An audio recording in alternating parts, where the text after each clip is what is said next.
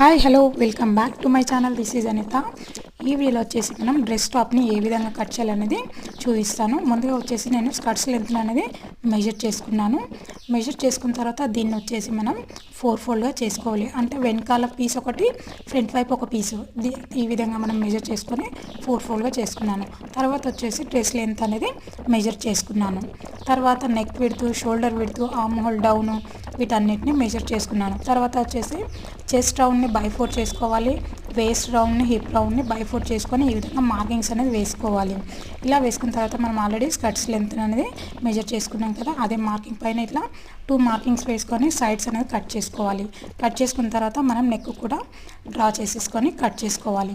ఈ వీడియో కనుక full video కావాలి అనుకుంటే మన యూట్యూబ్ ఛానల్లో ఫుల్ వీడియో అనేది పెట్టాను, విత్ డీటెయిల్స్తో సహా ఉంది. అక్కడికి వెళ్ళి ఒకసారి చెక్ చేయండి. Thanks for watching my video. Like, share, subscribe.